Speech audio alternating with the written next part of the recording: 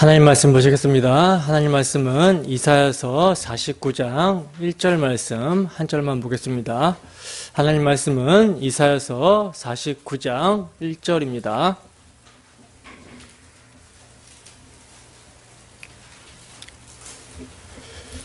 다 찾으셨으면 우리 함께 한 목소리로 합독하도록 하겠습니다. 시작. 섬들아 내게 들으라. 먼 곳 백성들아 귀를 기울이라. 여호와께서 태에서부터 나를 부르셨고 내 어머니의 복중에서부터 내 이름을 기억하셨으며. 아멘. 잠깐 기도하겠습니다. 하나님 아버지, 이 시간 주의 말씀을 듣는 시간입니다. 하나님, 말씀이 오늘도 살아 운동력 있게 역사하게 하셔서 우리의 무뎌지고 강팍한 심령을 부드럽게 하시고 낮추셔서 주의 은혜를 받게 하시고 영적인 눈을 열어 우리 주 예수 그리스도의 십자가 그 구속의 복음을 볼 수 있도록 주께서 인도하여 주시옵소서. 그래 우리가 한 성령 안에서 주님을 찬양하고 주님을 온전히 예배할 수 있도록, 또한 우리 주 예수 그리스도의 복음을 양식 삼아 세상 가운데 담대하게 주를 증거하는 삶을 살 수 있도록 함께하여 주시옵소서. 이 시간 부족한 사람이 이 복음을 전하고자 강당에 섰사오니 저희 마음을 담대하게 하시고 담대하게 선포하게 하셔서 전하는 자나 듣는 자나 한 성령 안에서 하나 되는 역사가 있을 수 있도록 하나님께서 함께하여 주시옵소서. 감사드리며 거룩하신 예수님 이름으로 기도드립니다. 아멘. 낙태는 태아살인죄, 낙태는 태아살인죄라는 제목으로 하나님 말씀 증거하도록 하겠습니다. 여러분, 오늘은 법정 공휴일입니다. 성탄절이죠. 이번 성탄절처럼 조용한 성탄절을 보는 것은 처음인 것 같아요. 그렇지 않습니까? 코로나로 인해서 교회 모임이 너무나 이렇게 많이 위축된 것 같아서 마음이 참 안 좋습니다. 물론 우리는 모든 날이 이제 예수님의 오심과 죽으심과 부활을 기념하는 삶이 되어야 된다는 이유로 어떠한 절기를 지키지 않지만, 그래도 법정 공휴일인 쉬는 날 우리가 함께 교회로 모여서 하나님을 예배하며 특별히 성탄, 즉 예수님께서 이 땅에 오신 목적을 되새겨보고 감사하는 것은요, 의미가 있는 일이죠. 의미가 있는 일이에요. 그래서 참 안타깝습니다. 함께 모여 하나님을 예배하는 것이 얼마나 소중한 것인지 요즘 진짜 늘 감사하게 되는 것 같아요. 그래서 오늘도 좋은 날 주시고 우리가 함께 모여 하나님을 예배할 수 있게 해주심에 감사하면서 말씀을 전하도록 하겠습니다. 오늘은 특별히 낙태라는 주제로 설교를 하도록 할 거예요. 그 전에 우선 성탄의 의미를 되새기고 주제로 들어가도록 하겠습니다. 여러분, 성탄의 의미, 성탄이라는 말 자체가 성자 예수님께서 탄생하셨다라는 거잖아요. 성탄의 의미, 즉 예수님께서 이 세상에 왜 오셨습니까? 예수님께서 이 세상에 왜 오셨죠? 뭐 때문에 오셨죠? 예수님께서 이 땅에 오신 목적이 무엇입니까? 예수님의 이름의 뜻과 같이 자기 백성을 그들의 죄에서 건지시고자, 구원하시고자 세상에 오신 거예요. 이게 목적이죠. 예수님이 이 땅에 오신 목적. 여러분, 죄라는 것은요, 즉 예수님께서 우리를 죄에서 구원하시기 위해 오셨는데, 여러분, 죄라는 것은요, 하나님이라는 관역에 향해야 되는 사람의 마음이 엉뚱한 것으로 이탈된 것을 말하는 거거든요. 다시 말하면 하나님께서 처음 창조하신 창조의 목적에서 벗어난 상태를 말하는 거예요. 그걸 죄다 그럽니다. 그러면 하나님께서 사람을 처음 창조하신 창조의 목적이 무엇인가? 이사야서 43장 7절 말씀 보겠습니다. 이사야서 43장 7절 말씀 함께 했습니다. 시작. 내 이름으로 불려지는 모든 자 곧 내가 그 영광을 위하여 창조한 자를 오게 하라. 그를 내가 지었고 그를 내가 만들었느니라. 아멘. 자, 보시면 하나님께서 사람을 창조하신 목적이 뭐라 그래요? 하나님께서 사람을 창조하신 목적이 뭡니까? 하나님 당신의 영광을 위해서 창조하셨다라는 거예요. 그러니까 사람은 하나님의 영광을 위해서 창조가 되었고 그 목적에 합당하게 그 목적에 맞게 살아가는 것이 창조의 목적대로 살아가는 것입니다. 다른 말로 하면 하나님의 영광을 반영하고 그 영광을 나타내는 존재로 사람은 창조가 되었다라는 거죠. 그래서 사람을요, 하나님께서는 당신의 형상, 하나님의 형상대로 창조하신 거예요. 그러므로 사람은 창조주 하나님을 절대적으로 의존하는 가운데 그분의 지혜와 의와 거룩함을 나타내야 했습니다. 그것이 하나님과의 관계성 속에서 사람이 마땅히 행해야 되는 본분이었다라는 거죠. 근데 여러분, 사람이 첫사람 아담과 하와가 이 본분을 이행했습니까? 순종했습니까?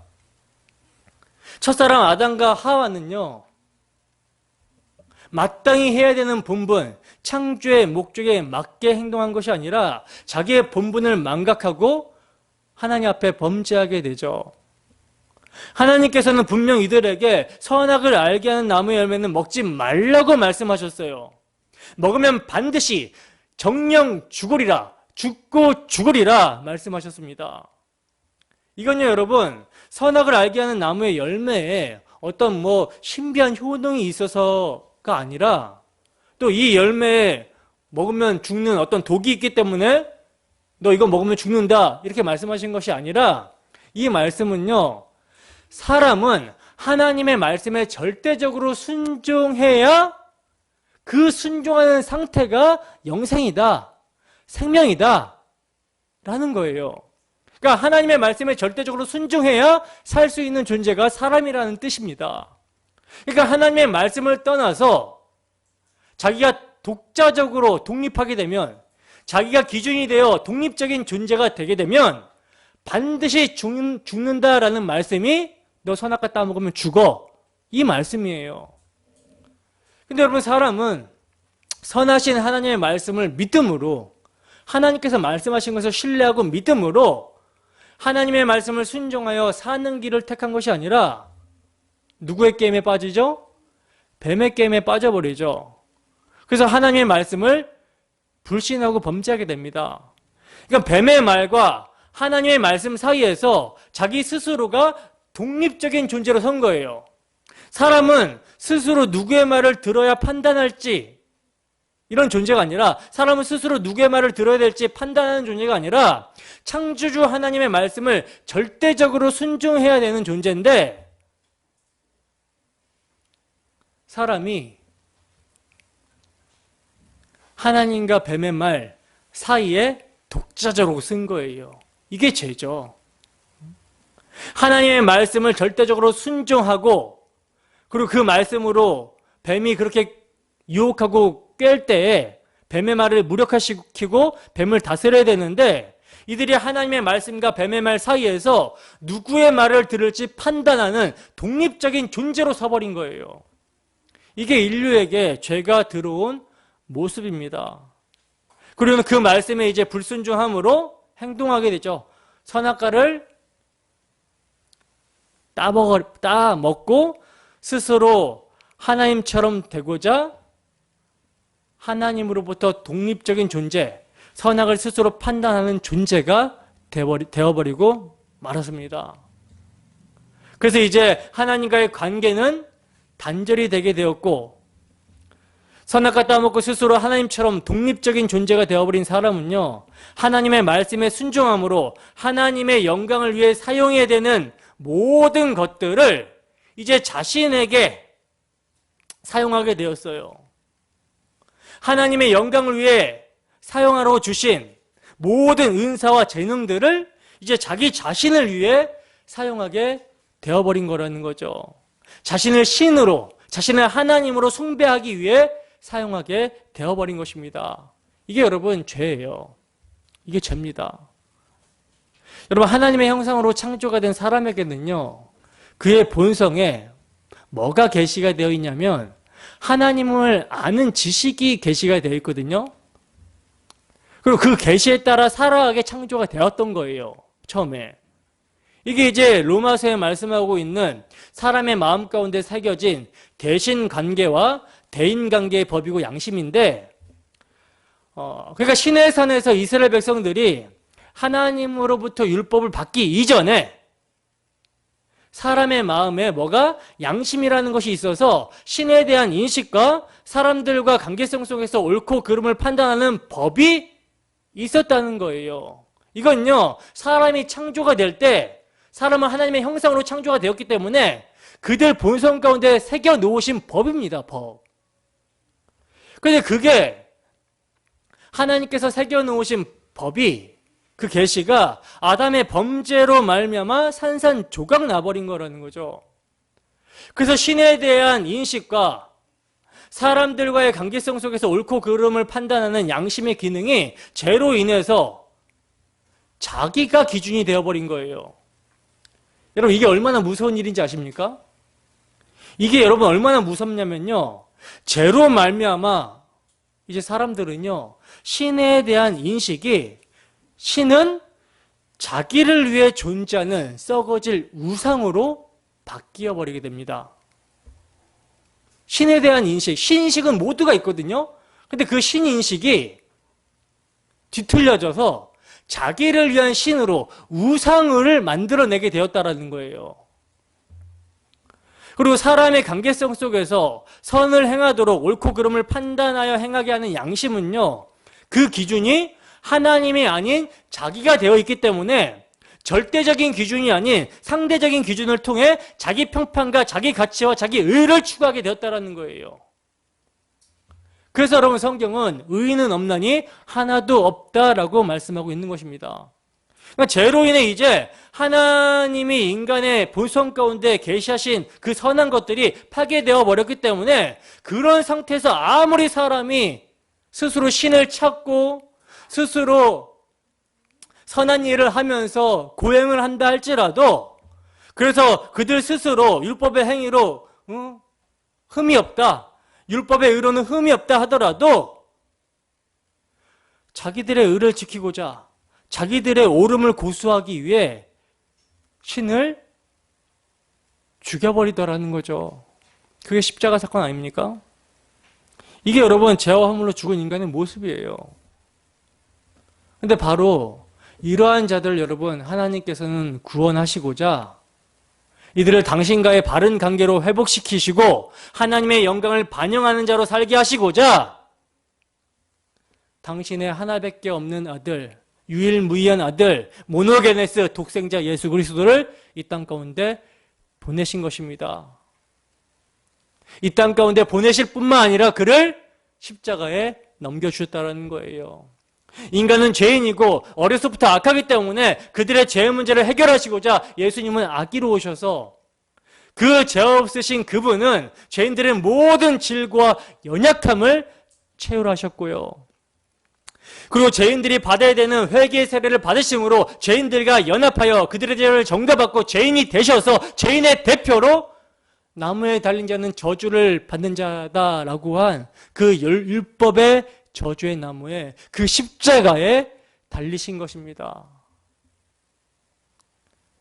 예수님이 그 율법의 저주를 받으심으로 말미암아 사망으로 말미암아 사망의 세력을 잡은 자 마귀를 없이 하셨으며 죽기를 무서함으로 일평생에 종노릇하는 자들, 일생에 매여 종노릇하는 모든 자들을 놓아서 해방시켜 주신 거라는 거예요. 로마서 4장 25절입니다. 함께 읽습니다. 시작. 예수는 우리가 범죄한 것 때문에 내줌이 되고 또한 우리를 의롭다 하시기 위하여 살아나셨느니라. 아멘. 로마서 8장 32절입니다. 함께 읽습니다. 시작. 자기 아들을 아끼지 아니하시고 우리 모든 사람을 위하여 내주시니가 어찌 그 아들과 함께 모든 것을 우리에게 주시지 아니하겠느냐. 아멘. 이렇게 여러분, 하나님께서는요 당신의 아들을 보내시고 십자가에 내어주심을 통해 택하신 자들을 향한 당신의 사랑이 무엇인지를 확증하셨다는 거예요. 그러므로 여러분, 성령이 임해서 정말 예수님이 누구시며 그가 이 땅에 왜 오셨으며 그가 무슨 일을 하셨는지 그 십자가 복음을 바로 알게 되면요, 그들은 은혜를 떠난 인간들이 하나님 앞에서 얼마나 패역한 존재이며 얼마나 더럽고 불가능한 존재인지를 알게 되고요, 그렇게 하나님의 은혜를 떠난 패역한 자들은 정죄와 심판과 저주를 받아 마땅한데, 영원한 지옥의 형벌을 받아 마땅한데, 이러한 자들을 대신해서 당신의 아들을 십자가에 내어주신 하나님의 사랑을 알게 된다는 거죠. 그 사랑이 여러분 성령으로 말미암아 부어진다는 것입니다. 그렇다면 여러분, 이렇게 이제 성령이 임하여 하나님의 사랑이 부어진 바 된 자들이 어떻게 살아가게 되겠습니까? 우리 주 예수 그리스도의 십자가 사랑으로 말미암아 구원받은 자들이 이제 어떻게 살게 될까요? 예수 그리스도의 의를 힘입어 하나님과 화목하게 된 자들, 하나님 나라에 들어오게 된 자들, 이들이 여러분 어떻게 살게 되겠습니까? 이제는요, 전처럼 세상 풍속을 쫓고 공중 권세 잡은 자 마귀를 따르는 삶을 살 수가 없는 거예요. 이제는. 성도에게는 이제는 있다니까요. 이제는요, 약속의 언약들에 대해서 외인이며 세상에서 소망이 없고 하나님도 없는 자처럼 살 수가 없는 것입니다. 왜죠? 고린도후서 5장 14절에서 19절 말씀입니다. 고린도후서 5장 14절에서 19절 말씀 함께 읽습니다. 시작. 그리스도의 사랑이 우리를 강권하시는도다. 우리가 생각건대 한 사람이 모든 사람을 대신하여 죽었은즉 모든 사람이 죽은 것이라. 저가 모든 사람을 대신하여 죽으심은 산자들로 하여금 다시는 저희 자신을 위하여 살지 않고 오직 저희를 대신하여 죽었다가 다시 사신 자를 위하여 살게 하려 함이니라. 그러므로 우리가 이제부터는 아무 사람도 육체대로 알지 아니하노라. 비록 우리가 그리스도도 육체대로 알았으나 이제부터는 이같이 알지 아니하노라. 그런즉 누구든지 그리스도 안에 있으면 새로운 피조물이라. 이전 것은 지나갔으니 보라 새 것이 되었도다. 모든 것이 하나님께로 났나니 저가 그리스도로 말미암아 우리를 자기와 화목하게 하시고 또 우리에게 화목하게 하는 직책을 주셨으니 이는 하나님께서 그리스도 안에 계시사 세상을 자기와 화목하게 하시며 저희의 죄를 저희에게 돌리지 아니하시고 화목하게 하는 말씀을 우리에게 부탁하셨느니라. 아멘. 여러분, 성령이 임하여 하나님의 사랑이 그 마음 가운데 부어진 바 된 자들에게 뭐가? 그리스도의 사랑이 강권합니다. 그리스도의 사랑이 강권한다라는 거예요. 그래서 이제 우리 주 예수 그리스도의 의로 말미암아 하나님과 화목하게 된 자로서 의롭다함을 받고 거룩하게 된 자로서 하나님의 형상으로 회복되고 양심이 살아나게 되고 그리스도 안에서 새로운 피조물이 된 자로서 어떻게 살아야 된다? 화목하게 하는 말씀을 전하는 삶을 살아야 한다라는 것입니다. 자기를 위해서 사는 것이 아니라, 더 이상 자기를 위해서 사는 것이 아니라 자기를 피로 값주고 사신 그 주를 위해서 살아가게 된다라는 거예요. 여러분, 우리에게 그리스도의 사랑이 강권하고 있습니까? 오직 우리를 위해 죽었다가 다시 사신 그리스도를 위해 살고 있습니까? 우리의 양심은 하나님을 향하고 있습니까? 그렇다면 우리가 화목하는 말씀을 전하기 위해서 세상 사람들의 양심을 깨우는 일에 뭐 해야 돼요? 관심을 가져야 한다는 거예요. 죄를 합법화하는 일에 무관심하거나 이를 추진하는 자들에게 표를 주어서는 안 되는 것입니다. 여러분, 우리는 우리 주 예수 그리스도의 은혜를 받은 자로서 우리 마음 가운데 새겨진 사랑의 법에 의해 살아가는 자들이에요.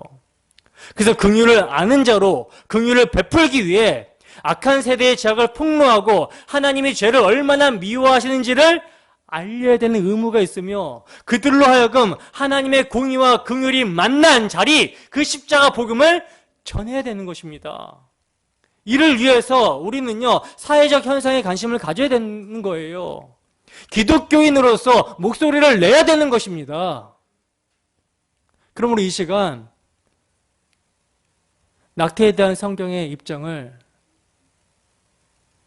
설교할 텐데 정말 이 입장을 바르게 알고 인지하게 되기를 소원합니다.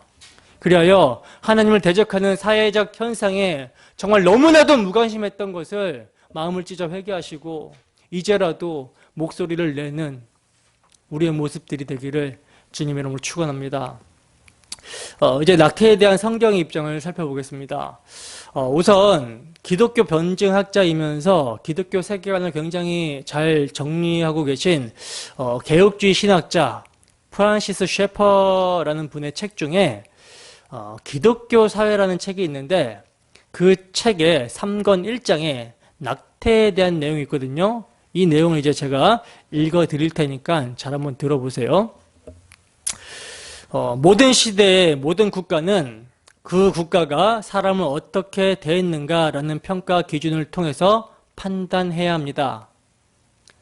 인류의 인간성을 평가하는 마지막 척도는 사람이 서로를 얼마나 인간답게 취급하는가 하는 점입니다. 이 시대에는 개인을 마음대로 주무르고 착취하고 그 다음에는 내버려도 좋을 소모품, 원료 정도로 여기는 사람이 각 개인을 유일무이하고 특별하며 가치 있으며 결코 다른 무엇과 바꿀 수 없는 그런 존재로 여기는 사람들과 많은 전투를 벌이고 있습니다. 야드 바셈이라는 것이 있는데 그것은 나치의 대학살 때 죽임을 당한 600만 명의 유대인들과 그 밖의 사람들을 추모하려고 예루살렘에 세워진 추모비입니다. 이 추모비는 인간의 행동에 어떤 가능성이 있는지를 우리에게 상기시켜 줍니다. 지금 우리는 일단 어떤 행동 제한선을 제거하게 되면 거의 무제한적으로 악을 저지를 수 있다는 사실을 망각하는 위험에 처한 것 같습니다. 어느 시대이건 선택을 하게 됩니다. 그리고 우리의 됨됨이는 우리가 하는 선택에 달려 있습니다. 장차 우리는 어떤 선택을 내릴 것인가? 우리가 어떤 한계를 고수해야 사람들이 도덕적으로 잔악한 행위를 말 그대로 참으로 악이라고 확신 있게 말할 수 있게 되겠는가? 사람들은 성경적 가치를 알게 되면서 각 개인이 하나님의 형상으로 창조가 되었기 때문에 인간의 생명을 보호하고 사랑해야 될 독특한 것으로 바라보았습니다. 금세기에 들어와서 최근까지도 일반적으로 인간은 특별하고 유일무이하며 결코 소모품으로 이용될 수 없다는 존재로 여겨져 왔습니다. 그러나 짧은 한 세대 만에 높은 수준의 생명관이 저급한 수준으로 바뀌게 되었습니다. 우리 사회는 왜 이렇게 변질이 되었는가? 그 대답은 명백합니다. 우리 사회의 합의가 더 이상 유대 기독교적 기반 위에 서 있지 않고 오히려 인본주의적인 기반 위에 서 있기 때문입니다. 인본주의는 인간을 만물의 척도로 생각을 합니다. 인본주의는 만물의 중심에 하나님을 두는 것이 아니라 오히려 인간을 갖다 놓습니다. 그리고 이러한 인간이 중심이 된 인본주의에서 비인격적인 우주 속에서 우연에 의해 생겨난 우연의 산물이라는 견해가 나왔는데 이 견해가 모두를 지배하고 있습니다. 이 견해는 세속화된 사회를 그리고 교회에서는 자유주의 신학을 만들어냈습니다. 다시 말해서 성경은 옆으로 제쳐두고 성경의 자리에 어떤 형식을 취한 인본주의가 자리 잡게 되었습니다. 그래서 이제 많은 교회들이 성경은 더 이상 하나님의 말씀이 아니라고 주장을 하고 있습니다. 교회는 문화 생활을 판단하고 보존하는 소금이 되지 못하고 오히려 단순히 유행하는 사조에 섞이고 있습니다. 세속화되고 있는 것이죠. 불행하게도 이런 일부 교회들은 교회의 표준을 세속적인 표준으로 쉽게 바꾸고 있으며 인본주의적인 표준들은 차례차례 인간성을 상실하고 있습니다. 지금 우리가 묵도하고 있는 이 현실은 세속적이며 신학적인 형식을 띤 인본주의의 당연한 결과이며 그리하여 인류는 계속해서 그 가치를 잃어가고 있습니다. 자, 여기까지가 이제 기독교 사회라는 책에서 발췌한 셰퍼 박사님의 말인데 여러분 어떻게 생각하십니까? 권사님들과 집사님들은 저보다 연배가 높으시고 오래 살아오셨을 것이고 또 우리 청년들도 지금 그래도 한 20 몇 년 정도는 살아왔잖아요. 그죠? 지금 다양한 연령층이 섞여 있는데 여러분들이 보실 때 어떠하세요? 점점점 사회가 인간성을 잃어가고 절대적인 기준이 사라져 간다라는 것을 느끼지 않습니까? 그렇지 않습니까? 왜 절대적인 기준이 사회에서 사라져가고 있을까요? 왜? 절대적인 기준이라는 것은요, 기독교에만 존재하기 때문이라는 거예요. 다시 말해서 기독교와 세속의 사회, 기독교와 인본주의의 싸움에서 기독교가 힘을 잃어버렸기 때문이라는 거죠.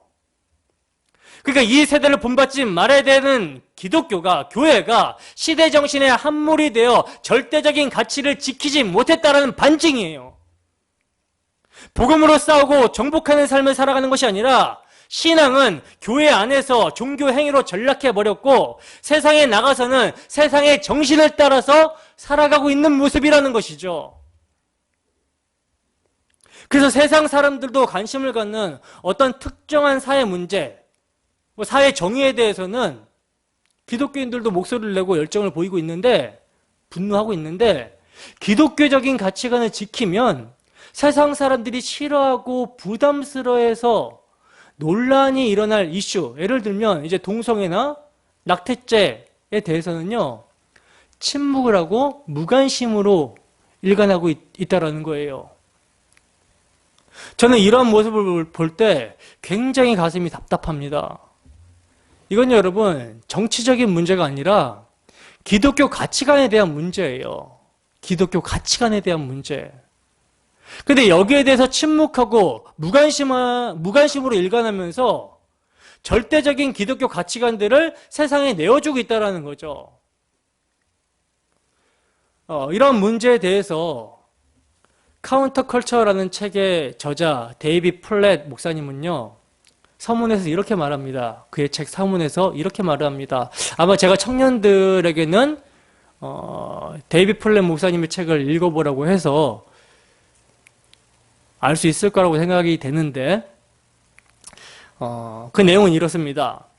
빈곤과 성노예 문제처럼 크리스천들의 활동이 박수를 받는 듯한 사안들에 대해서는 벌떡 일어나 목소리를 높이지만 크리스천들의 입장이 비판을 받고 있는 동성애나 낙태 같은 이슈들을 두고는 자리에 앉아 입을 다물어 버린다. 마치 어떤 사회 문제에는 맞서고 또 다른 문제는 덮어두는 선별적이고 선택적인 자세를 취하기로 입을 맞춘 듯하다. 그리고 그 선별과 선택은 대개 현대 문화와 부딪히는가 그렇지 않은가를 기준으로 돌아간다. 그러니까 이 말이 뭔 말이냐면 세상 사람들이 이제 박수를 치는 일에는 같이 동조해서 이야기를 한다는 거예요. 근데 세상 사람들이 싫어하는 사회적 문제에 대해서는 조용해진다라는 거죠. 이게 지금 어떤 모습입니까? 사람을 무수하는 모습인 거죠. 하나님은 안중에 없는 거예요. 그렇게 되다 보니까 이제요, 기독교계 안에서조차 낙태에 대해 무지한 실정이 되어버렸어요. 저는 여러분들이 낙태에 대해서 반대를 한다라고 생각을 합니다. 낙태에 대해서 반대를 하시죠. 근데 어느 시점부터 반대를 해야 되는가? 여기에 대해서는 여러분들이 어떤 입장을 가지고 있는지에 대해서 확신을 못 하겠어요. 성경의 입장은 분명하거든요. 여러분들 어느 시점부터 낙태는 가능하고 어느 시점부터는 안 된다라는 것에 대해서 성경이 이야기하는 바를 잘 정리하고 있습니까? 저도요, 성경의 입장에 바르게 서 있지 못했을 때, 그러니까 어렸을 때 청소년 시절에 왜 6주 정도면 세포가 이렇게 분열이 되고 심장 뛰는 소리가 들린다고 하잖아요. 때문에 이제 심장이 뛰기 이전에는 낙태가 가능하다라고 생각을 했었어요. 제가. 그러니까 그 이전에는 생명이 아니라고 생각을 했다라는 거죠. 제가.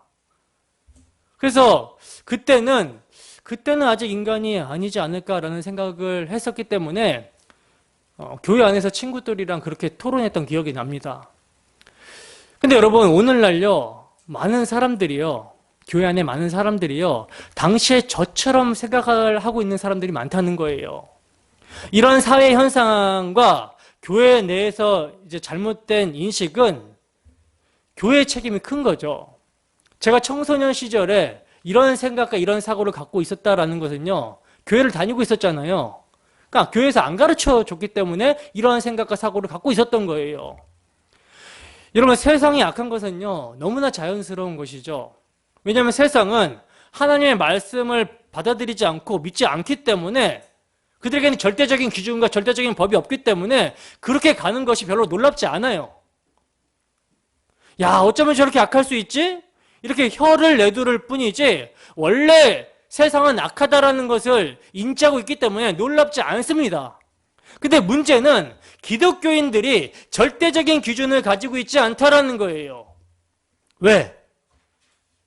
이게 이제 설교자의 문제고 교회 전체의 문제입니다. 탄식할 것은요, 이번 주 수요일 날 제가 설교를 통해서 말씀을 드렸듯이 우리예요, 우리. 저 다른 교회의 문제가 아니라 우리의 문제, 우리 교회의 문제이기 때문에 우리가 가슴을 치고 탄식해야 되는 것입니다. 여러분, 사회가 이렇게 되는 것은요, 교회가 타락할 때 일어나는 현상이에요. 성경을 보면 항상 하나님의 백성들이 전체적으로 타락하고 범죄를 하게 될 때 뭐가 오냐면 재앙이 옵니다. 하나님은 하나님의 백성들이 정신을 못 차릴 때 여러 가지 환난을 통해서 하나님을 바라보게 하신다라는 거예요. 그러니까 지금 이 시국의 모습이 우연이 아니라는 거죠.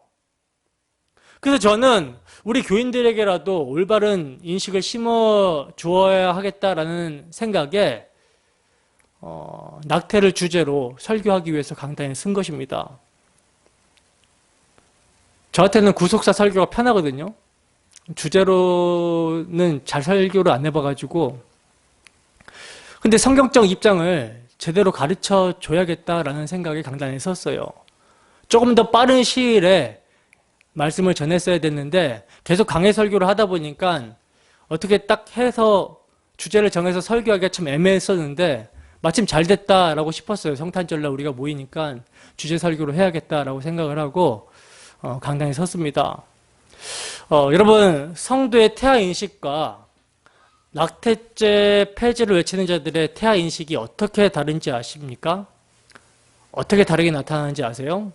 성도들이 임신을 하게 되면 야, 하나님이 생명을 주셨다. 감사하다. 하나님의 자녀를 우리 가정에 허락하셨다. 하나님의 아들, 딸을 우리에게 맡겨주셨다라고 청지기적인 사명을 가지고 고백하면서 하나님께 감사를 드립니다. 물질을 허락하셨다라고 고백을 하지 않아요.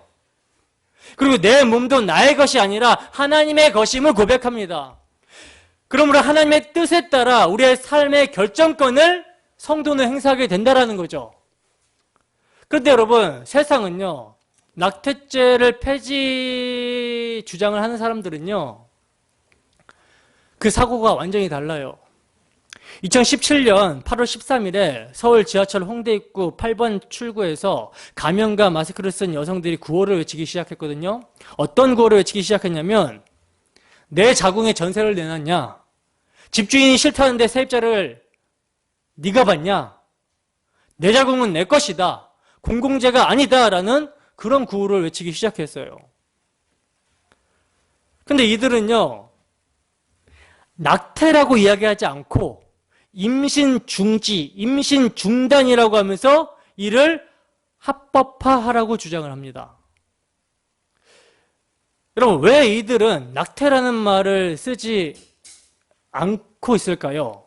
왜 낙태라는 말을 쓰지 않고 임신 중단, 임신 중지라면서 이것을 합법화하라고 주장을 하고 있을까요? 낙태라는 말이요, 아이를 떨어뜨린다라는 표현이기 때문이라는 거예요. 사람들이 들었을 때 뱃속에 있는 것이 아이라는 인식을 갖지 못하게 하는 거죠. 근데 사실 여러분, 낙태라는 말도 정말 부드러운 완곡한 표현이에요. 태아살인입니다. 태아살인, 낙태는. 그래서 이들은 낙태라는 말을 쓰지 않고 임신 중단, 임신 중지라는 말을 쓰고 있는 거예요. 그러니까 이들은 자기의 몸을 자기의 것으로 생각을 하고 있는 것이며 태아를 내 마음대로 어떻게 할 수 있는 자궁의 혹 같은 존재, 이물질 정도로 보고 있는 거라는 거죠. 그래서 내 자궁에 전세 냈냐? 집주인이 싫다는데 왜 받냐라는 그런 말을 하고 있는 것입니다. 그러나 여러분, 아기가 생기게 되면요, 아기와 아기 엄마는 같은 사람이 아니에요. 같은 사람이 아닙니다. 하나가 아니에요. 내 몸에 종양 같은 혹이 생긴 게 아니라는 거죠. 아이가 생기는 그 순간부터 각자의 인격체로 존재하는 것이며 그때부터 내가 권리를 행사할 수 없게 된다는 거예요. 누구에게? 아기에게. 근데 이 점을 기독교인이 아니면 잘 모르죠. 근데 기독교에서도 이걸 잘 분별을 하지 못하는 사람들이 많다는 거예요. 왜? 배우지 못했기 때문에. 그럼 이제 성경은 태아에 대해서 어떻게 설명을 하고 있는지 보겠습니다. 성경은요, 하나님께서 처음부터 생명을 주셨다라고 증거를 하거든요. 에베소서 1장 4절에서 5절 말씀입니다. 에베소서 1장 4절에서 5절 말씀 함께 읽습니다. 시작. 곧 창세전에 그리스도 안에서 우리를 택하사 우리로 사랑 안에서 그 앞에 거룩하고 흠이 없게 하시려고 그 기쁘신 뜻대로 우리를 예정하사 예수 그리스도로 말미암아 자기의 아들들이 되게 하셨으니. 여러분, 낙태를 반대하는 자들에게 이것처럼 강력한 말씀은 없는 거죠. 창세전이라고 말씀합니다. 창세전. 창세전에 택하셨다라는 거예요. 창세전에 예정하셨다라는 거예요. 그것이 하나님의 기쁘신 뜻이라고 말씀합니다. 여성의 몸에 아기가 생겨나기 전 시간 밖에서 그 아이는 뭐다? 하나님의 자녀였다라는 것이죠. 하나님이 그를 기뻐하셨다라는 거예요. 근데 역사 속에서 그 아이가 처음 발견이 되는 때가 언제냐면 어머니의 자궁 안에서입니다. 그러니까 수정이 되는 그 순간 생명이라는 것이죠. 그래서 여러분, 그때부터 크리스찬들은, 기독교인들은 하나님의 자녀가 생겼다라고 그러지 세포가 생겼다, 물질이 생겼다, 우연의 산물이다라고 하지 않는다라는 것입니다. 성경은요, 창세전이라고 말씀하고 있어요. 창세전. 하나님이 기뻐하시는 아기. 그러니까 낙태는요, 여러분, 내 아기를 죽이는 것이 아닙니다. 내 아기를 죽이는 것도 아니에요. 하나님이 기뻐하시는 택함을 받은 아기를 죽이는 거예요. 얼마나 무서운 짓이며 얼마나 악한 일인지 아시겠습니까? 하나님의 모노게네스, 하나밖에 없는 아들도 십자가에 못 박은 우리가 이제는 하나님의 형상으로 지음받은 아기까지 죽이겠다고 하고 있는 거예요. 이거 누구 사고입니까? 마귀적인 사고인 것이죠. 창세기 25장 23절입니다. 창세기 25장 23절 함께 읽습니다. 시작. 여호와께서 그에게 이르시되 두 국민이 내 태중에 있구나. 두 민족이 내 복중에서부터 나누리라. 이 족속이 저 족속보다 강하였고 큰 자가 어린 자를 섬기리라 하셨더라. 아멘.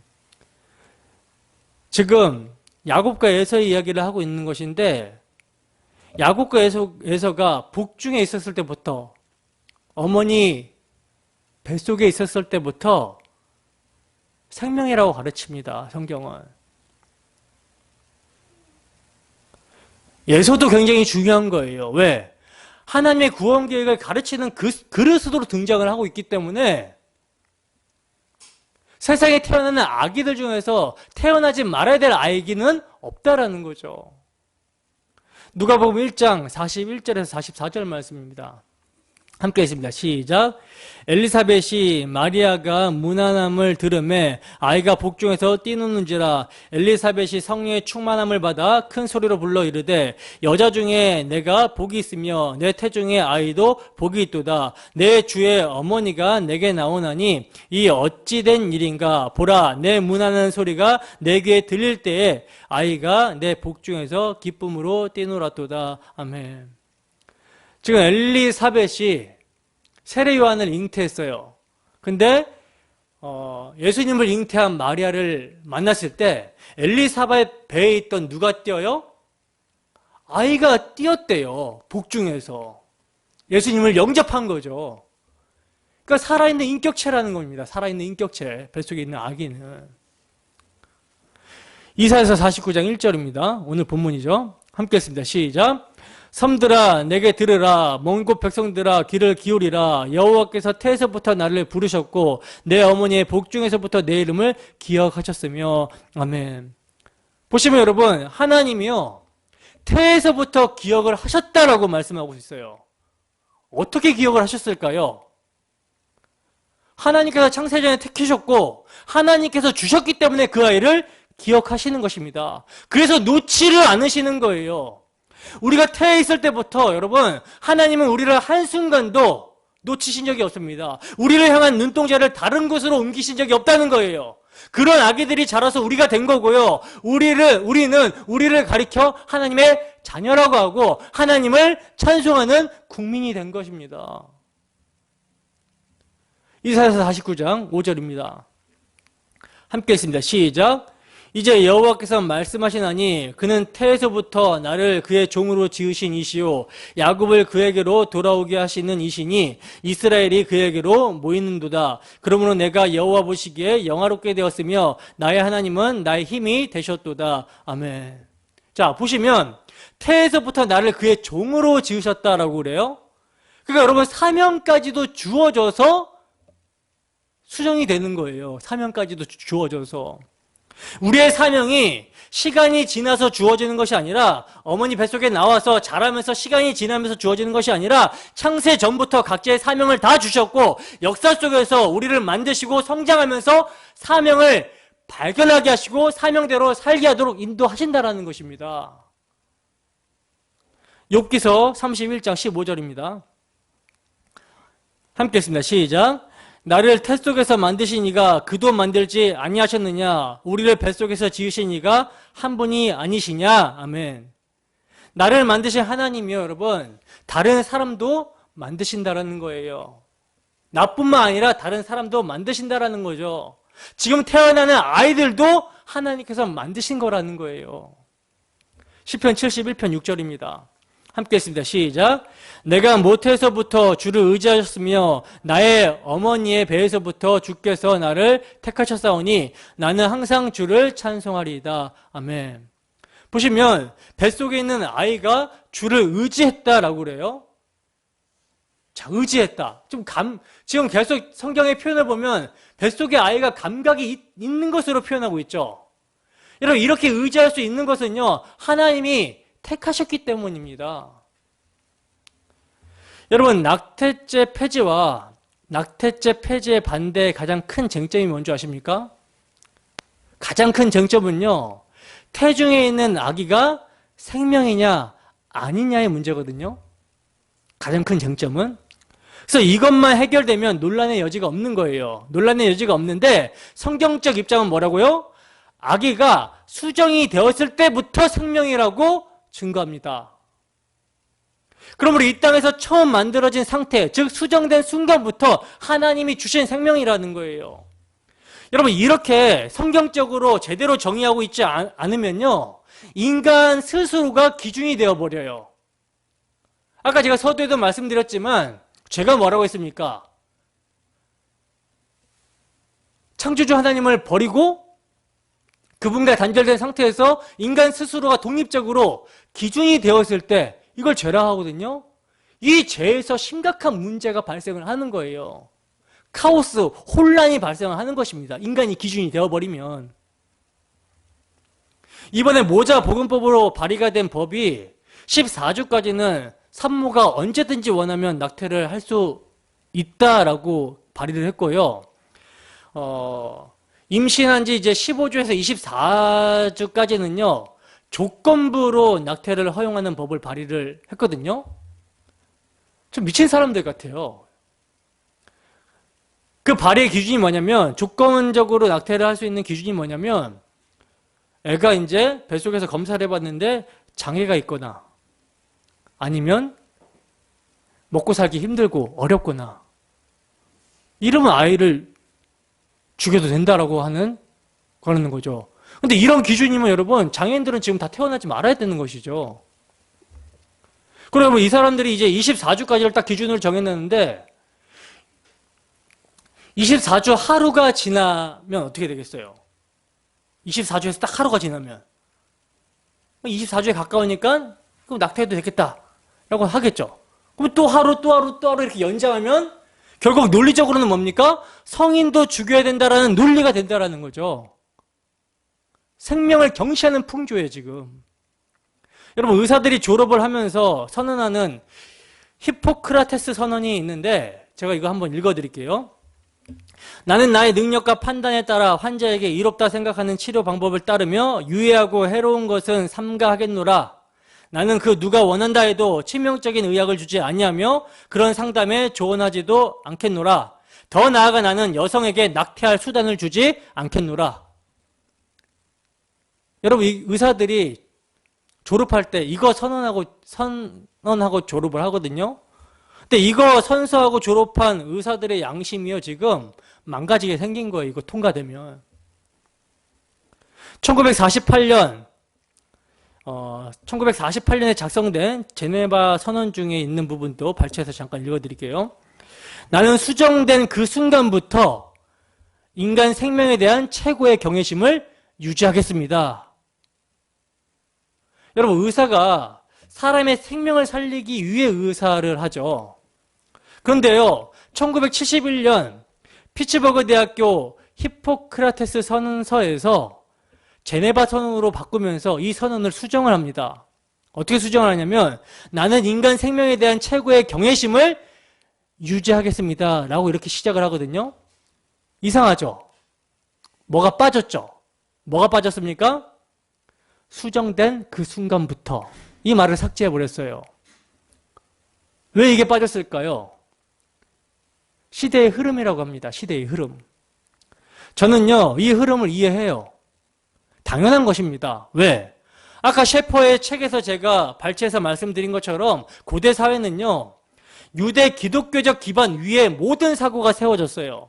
그 말은 뭡니까? 절대적인 기준과 절대적인 도덕이라는 것이 있었다라는 거죠. 기준이 되는. 근데 시간이 지나면서 사람들이요, 하나님을 배척하기 시작합니다. 그래서 시대 정신인 뭐가 들어와요? 유물론. 물질이 전부다. 진화론이 들어옵니다. 사람들은 진해가 되었다. 그러면서 모든 것이 이제 창조가 아니라 우연의 산물이라고 하는 거예요. 그래서 그 위에 여러분 세워지게 되면, 도덕과 윤리가 세워지게 되면 절대적인 기준이 사라지고 절대적인 기준이 사라진 것을 절대시하게 돼요. 상대적인 것을 절대시하게 됩니다. 여러분, 유물론과 진화론이 얼마나 무서운 사상인지 아시겠습니까? 모든 것이 물질이고 우연의 산물이기 때문에 도덕성을 아예 없애버려요. 그래서 진화론자의 학자들 중에 어떤 사람들은요, 수간을 해도, 그러니까 짐승과 관계를 해도 이상한 것이 아니라고 이야기합니다. 정신 나간 사람들이죠. 학자라는 사람들이 그렇게 얘기를 하고 있어요. 로마서 1장의 말씀이 떠오르지 않습니까? 근데 이 사람들의 논리로는 당연한 거예요.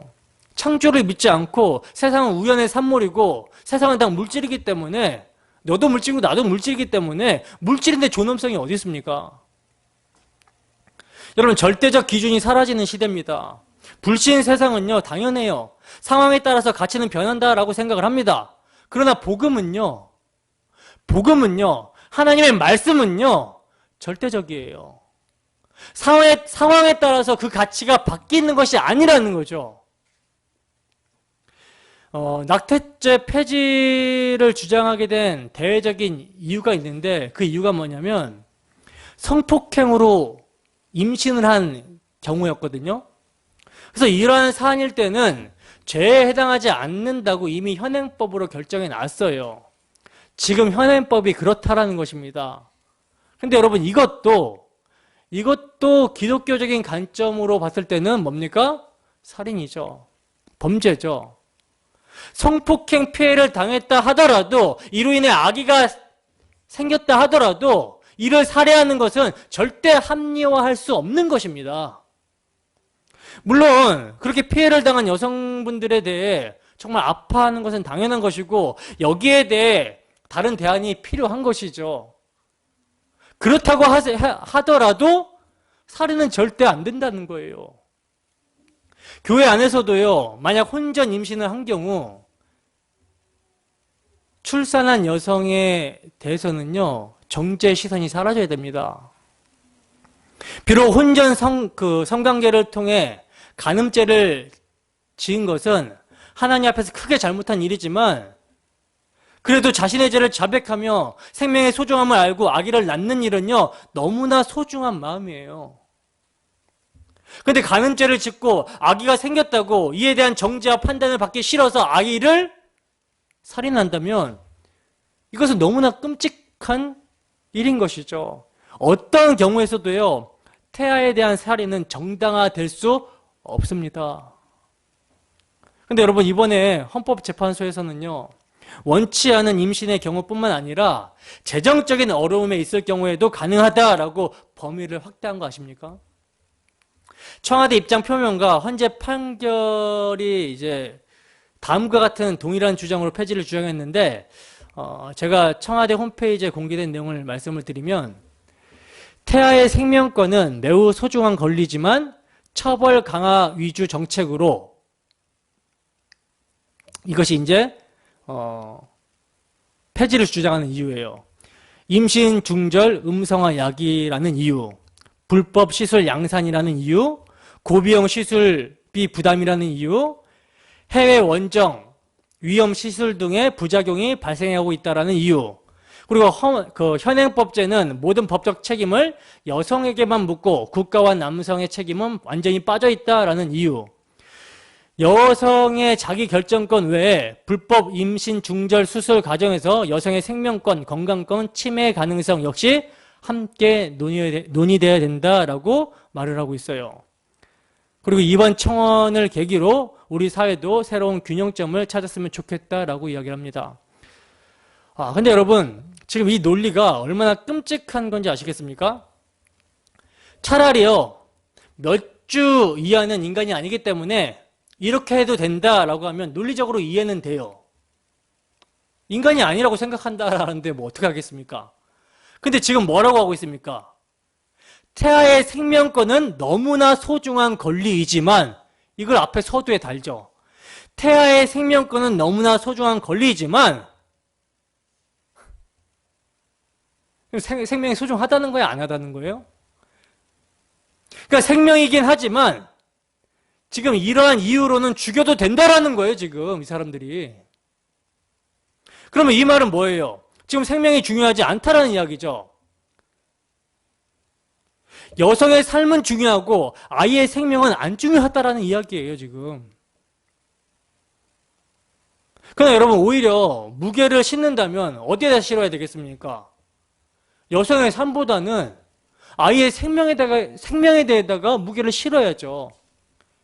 여성의 삶이 중요하지 않다라는 것이 아니라 생명이 그만큼 소중하고 가치에 있다라는 것입니다.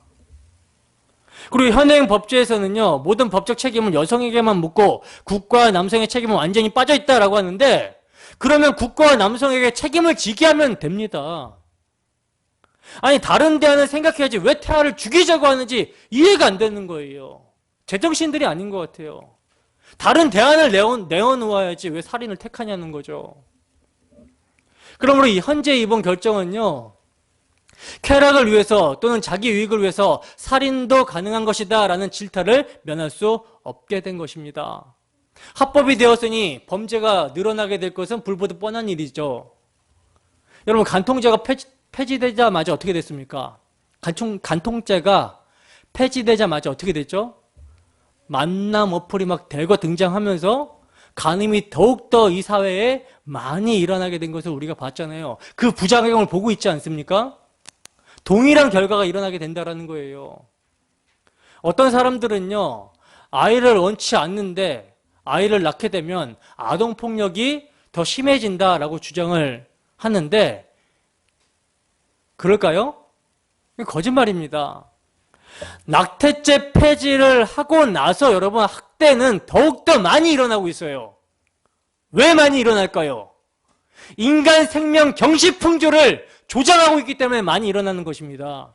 본질적인 것을 생각해야 돼요. 사회가 아이를 죽이는 것을 괜찮다 하고 있기 때문에 아이에게 폭력을 행사하는 것도 쉬워지는 것입니다. 여러분, 정말 중요한 것은요, 가치관의 문제예요. 죄인식이 사라지게 된다는 것입니다. 죄를 죄가 아니다라고 했기 때문에 점점 양심의 소리를 둔감하게 만들어서 하나님의 법에 대항하여 자기 소견에 옳은 대로 행하게 하고 있다는 거죠. 근데 여러분, 더 큰 문제는 뭔지 아십니까? 더 큰 문제는요, 세상은 물론이고 교회에서조차 절대적인 기준이 사라지고 있다는 거예요. 노만 가이슬러라는 사람은 주요 윤리 체계를 6가지로 설명하는데, 제가 여기서 대표적인 거 2가지만 말씀드려 볼게요. 주요 윤리 체계. 윤리가 이제 이런 식으로 세워진다라는 거죠. 우선 첫 번째로 가이슬러는요, 일반주의에 대해서 말하는데, 일반주의는 뭐냐면 절대적인 법은 없으며 몇 가지 일반적인 법만 있다. 그러므로 도둑질은 일반적으로 옳지 않다. 그러나 도둑질이 허용되는 경우가 있을 수 있다. 이게 일반주의예요. 여러분, 여기서 도둑질을 살인으로 한번 바꿔보세요. 살인은 일반적으로 옳지 않다. 그러나 살인이 허용되는 경우가 있을 수 있다. 무섭죠? 절대적인 기준이 없는 일반주의입니다, 이게. 여러분, 이 체계에서는요, 결과가 수단을 정당화해요. 목적론적 윤리설이 되는 거죠. 결과가 좋으면 도둑질은 나쁜 게 아니라는 거예요. 살인도 나쁜 게 아닌 게 되는 거예요. 이것을 여러분, 프란스 셰퍼 신학자는요, 인문주의적 기반이라고 하거든요. 인문주의적 기반. 인본주의적 기반. 인본주의적 기반이라는 말은요, 인간이 자신들을 출발점으로 삼아 모든 문제들을 판단하는 기준을 이끌어낼 수 있다라는 근본적인 사상을 의미하는데, 그러한 사람들에게는요, 확고한 행동 기준, 다시 말해서 필요나 편의, 심지어 유행에 따라 바꾸거나 침해할 수 없는 그런 절대적인 기준이 전혀 없다라는 것입니다. 이게 인본주의적 기반이에요. 그리고 이제 2번째 중요한 윤리적 기준이 있는데, 그게 이제 여기에 대해서 반대가 되는, 지금 말한 것에 반대가 되는 무조건적인 절대주의라는 말인데, 무조건적 절대주의. 여러분, 딱 듣는 순간 인본주의자들이 기분 나쁠 만한 말이죠. 근데 우리에게는 익숙한 말이에요. 무조건적인 절대주의란 많은 절대적인 법이 있으나 이것들이 서로 충돌하지 않는다라는 말입니다. 그러니까 여러분, 하나님의 법을 생각해 보시면 돼요. 여러분, 하나님의 법에서, 하나님의 말씀으로 살인하지 말라라고 했는데, 살인하지 않았더니 부모를 공경하지 않는 일이 생기게 됩니까? 아니죠. 다 연결이 되고요, 충돌되는 것이 없어요. 그러니까 이런 절대적인 기준이 있다라고 믿는 거, 그러므로 도둑질, 살인은 언제나 나쁘다. 사실 진리나 사랑이나 정결한 삶과 같은 모든 절대적인 법이 깨질 때 반드시 결과가 따른다. 그러나 결과가 절대적으로 수단을 정당하지 못한다. 이게 무조건적 절대주의예요. 이게 근데 성경의 시각이죠. 교회는요, 여러분, 이러한 무조건적 절대주의입니다. 왜냐하면 하나님의 법은요, 무조건적이며 절대적이며 완전하며 선하며 충돌되지 않기 때문이라는 거예요. 그래서 오직 누구만 선의 기준이 되어야 된다? 하나님만이 선의 기준이 되어야 된다. 하나님의 말씀만이 선의 기준이 되어야 된다라는 것입니다. 그렇지 않고요. 하나님의 말씀을 기준 삼지 않고 절대적인 표준과 기준을 삼지 않고 만약 60억 인구가 저마다 선의 기준이 되어버리면 이게 사탄의 세상이고 타락한 죄인들의 세상의 모습인 것입니다. 아담 안에서 범죄한 세상의 모습이 이러한 모습이라는 거죠. 저마다 스스로 하나님처럼 되어 있고 저마다 스스로 기준을 가지고 있어요. 여러분, 복음의 진리를 아는 자들은요, 하나님의 절대적인 기준을 인정합니다. 그리고 그 절대적인 기준을 가지고 세상을 살아간다는 거예요. 여러분, 시대 정신을 분별하십시오. 시대 정신을 분별하시고 정신을 차려야 됩니다. 사탄은 늘 자신에게 사로잡힌 사람들을 매개체로 해서 하나님을 대적하는 일에 사용을 하고 있어요. 우리는요, 하나님에 의해서 의의 병기로 사용이 되어져야 한다는 것입니다. 세상에 속지 마시고 복음의 길을 걸어가야 된다는 거예요. 몸은 죽여도 영혼은 어찌할 수 없는 세상을 두려워하지 마시고 몸과 영혼을 능히 지옥불에 던지실 하나님을 두려워해야 된다는 거죠. 히브리서 13장 6절에서 7절 말씀입니다. 쉬운 성경으로 보겠습니다. 함께 읽습니다. 시작. 그러므로 우리는 자신 있게 말할 수 있습니다. 주님은 나를 돕는 자시니 내가 두려워하지 않을 것입니다. 사람들이 내게 무슨 짓을 할 수 있겠습니까? 여러분에게 하나님의 말씀을 가르쳐준 지도자들을 기억하십시오. 그들이 어떻게 살고 어떻게 죽었는지를 생각하고 그들의 믿음을 본받으십시오. 아멘. 여러분, 하나님을 두려워함으로 당시 세계 최강의 패권자였던 바로의 명령을 거부한 히브리 산파들을요, 우리는 기억해야 된다는 거예요. 성경은 이들을 믿음의 사람이라고 말씀합니다. 출애굽기 1장 16절에서 21절 함께 읽습니다. 시작. 이르되 너희는 히브리 여인을 위하여 해산을 도울 때에 그 자리를 살펴서 아들이거든 그를 죽이고 딸이거든 살려두라. 그러나 산파들이 하나님을 두려워하여 애굽왕의 명령을 어기고 남자 아기들을 살린지라. 애굽왕이 산파를 불러 그들에게 이르되 너희가 어찌하여 이같이 남자 아기들을 살렸느냐. 산파가 바로에게 대답하되 히브리 여인은 애굽 여인과 같지 아니하고 건장하여 산파가 그들에게 이르기 전에 해산하였더이다 하매 하나님이 그 산파들에게 은혜를 베푸시니 그 백성은 번성하고 매우 강해지니라. 그 산파들은 하나님을 경외하였으므로 하나님이 그들의 집안을 흥왕하게 하신지라. 아멘. 여러분, 오늘날 작금의 세상은요, 예수님이 이 세상에 오셨을 때 헤롯 시대를 방불케 할 만큼 마귀 나라로 더욱더 변해가고 있습니다.